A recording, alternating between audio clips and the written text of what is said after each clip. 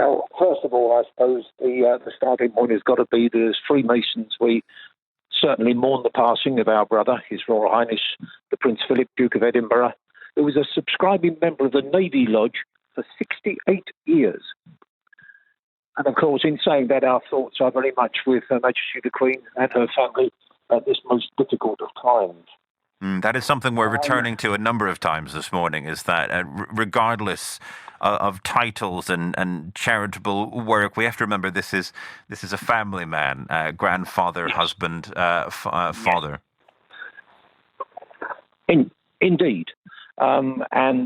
His association with Freemasonry, I'm sure, spanning that 68 years, he was... I have to say I'd never met him, but all the reports are that he was a man of immense humour.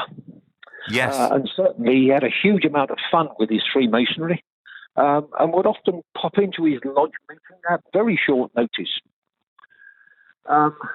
You mentioned that he was involved in so many different facets of life. And we'd like to think that Freemasonry, with its very strong sense of service to the community, goes hand in hand with the fact that Prince Philip spent 65 years in service to the Crown, and he found that spirit as well in the service of others within his Freemasonry. I think it's significant that in 2017, when he force majeure had to give up a large number of royal patronages, of which I believe there were some 800, he still retained his membership of Freemasonry.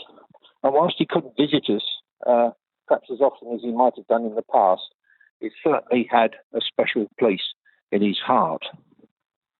That must have meant a lot to you. It certainly has. Royal patronage, of course, goes hand in hand with Freemasonry. Prince Philip, as I've just confirmed, was a member for 68 years.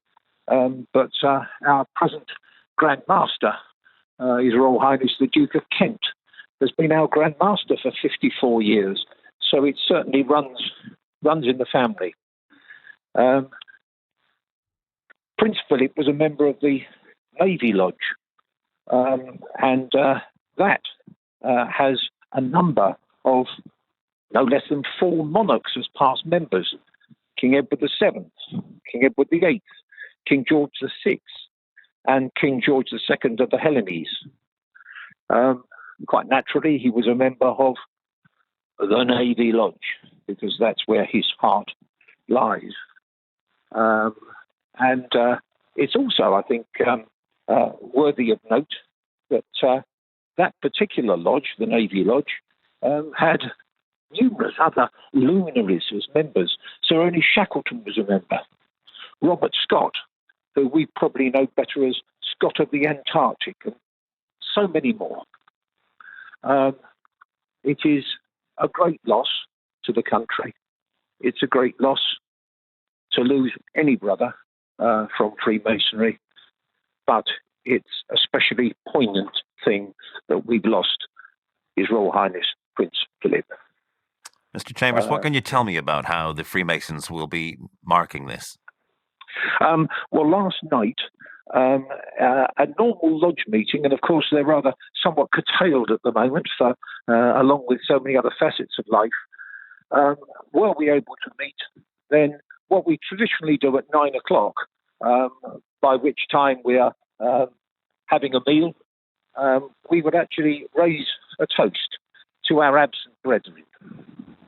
And last night, the United Grand Lodge of England requested brethren, of whom there are some 200,000 in England and Wales, to take the time to just raise a glass at 9 o'clock to absent brethren in general and to His Royal Highness Prince Philip in particular.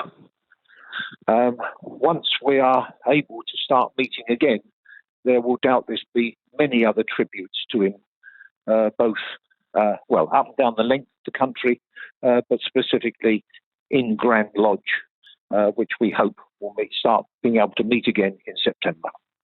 Well, you mentioned to me that you hadn't had the chance to personally meet him yourself, but No. with the knowledge that he was patron of some 800 different Yeah. organizations, what does that say to you about the man? He was a man of immense humility. I suppose one might say that the breadth of his interest would, in modern life, make him a bit of a polymath. He could fly an aircraft. I think I'm right in saying he was the first member of the royal family ever to exit Buckingham Palace in a helicopter. He was a military strategist. His love of doing things for young people. One's only got to look at the strength of the organisation he's left behind in the Duke of Edinburgh Award.